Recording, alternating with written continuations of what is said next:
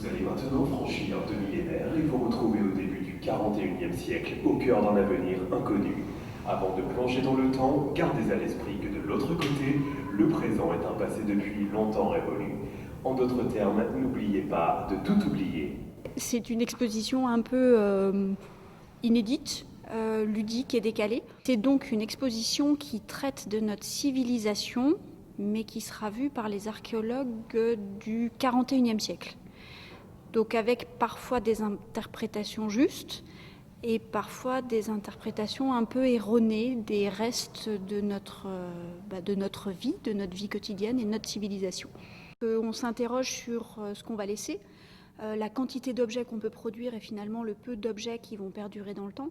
Et puis ça pose surtout la question de la relation à l'archéologie, c'est-à-dire comment les archéologues peuvent interpréter les objets des civilisations passées, quelles sont les techniques utilisées et finalement quelle est la marge d'erreur que les archéologues peuvent avoir, qu'ils ont probablement. Et du coup, voilà, ça nous pose plein de questions sur ce qu'on peut aussi appréhender dans les musées et les techniques scientifiques qui vont avec.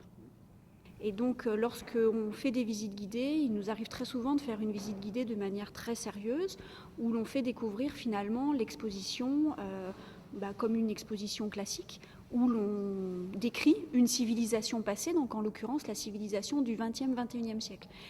Et il nous est arrivé à quelques reprises de faire effectivement des visites très sérieuses. Le médiateur était en posture très sérieuse et le groupe est parti en fou rire.